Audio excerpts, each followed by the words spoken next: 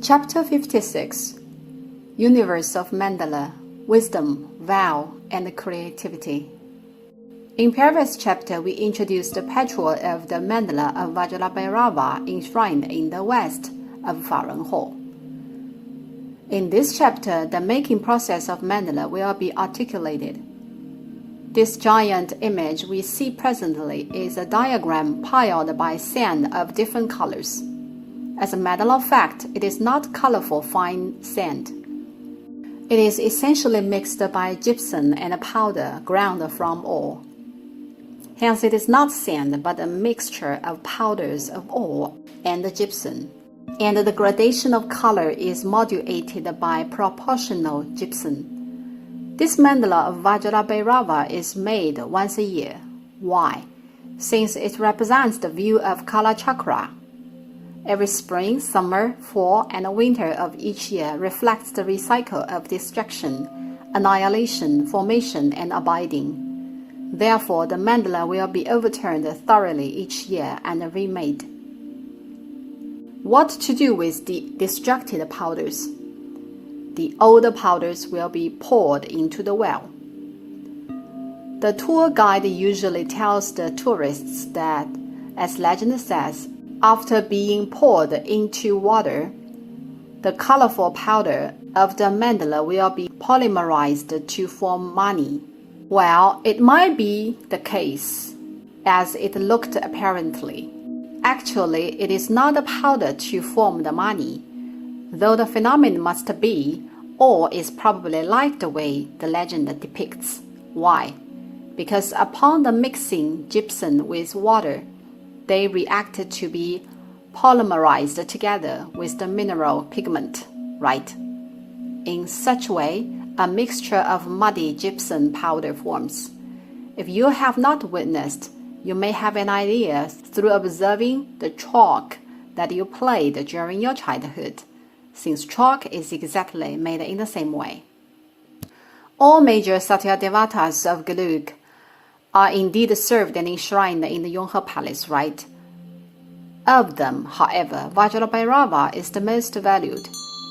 Firstly, because Gelug honors and worships the emperors of the Qing dynasty as the reincarnation of Manjushri, and Gelug cheats and honors Master Tsongkhapa, founder of Gelug, as the reincarnation of Manjushri as well. Hence, Gelug is esteemed a school of teaching of Manjushri that advertises wisdom in particular. What does the tantric single-figure statue of Vajrabhairava represent then? It exactly represents the real body of injunction and teach, namely the wrathful manifestation of Manjushri. Gelug values Manjushri particularly, and the Yonghe Palace is a lamasery of Gelug. It is right and proper that the statue of the real body of injunction teach of Manjushri is served. Hence the mandala of Vajrabhairava. Secondly, in Anuttara Yuga Tantra, Vajrabhairava belongs to Advaya class, which practice Tantra of father class and mother class equally, and it is of the highest ranking. Thus, in the Yonghe Palace, among the artistic forms of Tanka and mandala, the religious rituals activities, Vajrabhairava has been dominating all the time. For instance, there are ritual ceremony Vajrabhairava, Vajrabhairava exorcism dance, statuary of Vajrabhairava, Tanka of Vajrabhairava, and the Dakinis as the protectors of Vajrabhairava as well. Now let's take a close look at the mandala of Vajrabhairava. The outermost layer is a circle which contains a squared city. The shape of Chinese character Jing is painted in the squared city, by which 9 segments are formed. The blue part represents the Vajra family, white, the Buddha family, Tathagata family, yellow, the Ratna family, red, the Padma family, green, the Kama family. The portrait will exactly reflect the Dhyani Buddhas ever introduced. Fixing the viewing angle by standing where we are presently. Please observe the mandala with a benchmark of the same vertical level. The central part is the highest, which certainly is blue, and it represents the mandala of Vajrabhairava of Vajra family. The Buddha family right faces us. Namely, when we observe the mandala of Vajrabhairava, what immediately faces us must be the Buddha family, which is white. It stands for Vajrabhairava of Buddha family. Opposite to the Buddha family is red, which represents Vajrabhairava of Amitayas, namely Vajrabhairava of Bodhisattva of longevity. The left green, which represents Vajrabhairava of the Karma family, implying goal achievement. The right is yellow, which represents Vajrabhairava of Ratana family. These 5 parts reflect the 5 Dhyani Buddhas of the 5 regions. Hence, 5 Vajrabhairavas are called the 5 Dhyani Buddhas of the 5 regions, which means Samatha Mukha, all emanations of the Satyadevata gather. Vajras surround the mandala, implying Dhammadhatu. Lotus petals surround it, implying purity and cleanness. Taking this mandala of Vajrabhairava as an example, let me elaborate the basic painting skill and elements. The layout of mandala is constituted overall by 3 parts. The outermost part is called the Vajra ring. The squared city is called the Vajra wall, and the innermost part is called inner mandala. In other words, usually mandala consists of these 3 parts: Vajra ring, Vajra wall, and inner mandala. The first part, Vajra ring, which is the outermost big circle, usually is decorated with fire wheels, and the Vajras in 2, 3, or 4 layers. They encompass the whole mandala to form a ring shape. As a matter of fact, they are corresponding the circled wall in wooden fence in the very initial form of mandala, right? They symbolize the separation of 2 realms, namely, inside the realm is Dhammadhatu. The second part, Vajra wall, which is the squared wall in the center of the Vajra ring. Well, it is a city wall indeed, as its style may tell. The city wall of Beijing is exactly the same. Each side of the city wall is designed with a city gate, on which images of archway are depicted. And the images of archway vary according to the Satyadevata enshrined, which could be in 3, 4, 7, or 9 layers. The more, the higher ranking. Similar to the decoration paintings on the top of the buildings of monasteries. Images symbolizing Buddha Dharma are portrayed on the top of the archway. For example, 2 crouching deers, wheel of Dharma when the Buddha is preaching, the Vajra, pennant, and so on. The third part, the core of the mandala, also called the inner mandala, usually is the very center of the mandala. This part is mainly portrayed with the Satyadevata and the Dakini, protector of Dhamma. Tantric practice features different stages, as we mentioned that there are 4 classes: Kriya Tantra, Chaya Tantra, Yuga Tantra, and Anuttara Yuga Tantra.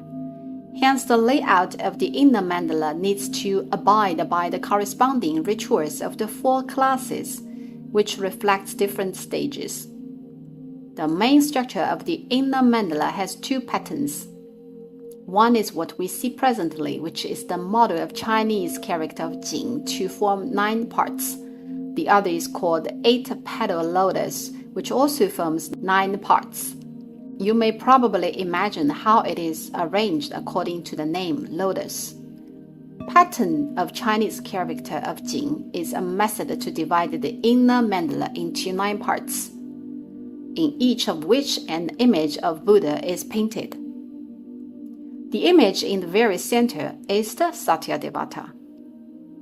The other pattern, 8-petal lotus, is also a method to divide the inner mandala into 9 parts. Why? The stamen of the lotus in the very center serves the Satyadevata, encircled by the blossomed 8 petals, on each of which Dakinis, protector of the mandala, is taking God. The practitioner in the center meditates the Satyadevata. The pattern just looks like a fully blossomed lotus viewed from its top. Each of the 8 petals of lotus is portrayed with an image. The entire lotus is titled with the name Centric Yard. The petals enshrine bodhisattva of various devalokas and dharma protectors. There are 2 main pattern layout of the inner mandala. Pattern of 9 fields divided by Chinese character Jing and the pattern of 8-petal lotus. There are also some other patterns, which are all developed and transformed from these 2 main ones. In other words, these 2 patterns are the primary ones and the others are their transformations. Besides the form of making a mandala by fine sand in different colors or by tankas, there are actually other forms. Despite the forms, mandala plays an important role of practice, rituals, and the merit of Tibetan Buddhism. The practitioner meditates and contemplates the mandala as an object, and then he will perceive a series of information of Buddhist doctrines by his consciousness. Mandala enables us to set up a cosmology of a unique perspective. Why? The moment you meditate the mandala, you will consciously constitute a whole universe of mandala by combining saha, the world of suffering, and para, the yonder shore of salvation, of deities. Do you understand? Can you understand? This painted mandala alone does not stand for the whole universe of mandala. It is not substantially or completely set up until the meditation on the mandala by the practitioner is switched on, which is to say, only with the contemplation, the mandala, para of deities, the world of suffering, saha, and I would merge and unify as one in my consciousness. Tibetan Buddhism very particular observation angle and worldview would be employed for practitioners to meditate mandala. That's why I say that information of tantric doctrines would be encountered and manifested during the meditation. As an art form, mandala involves 3 of the 4 domains of Buddhism.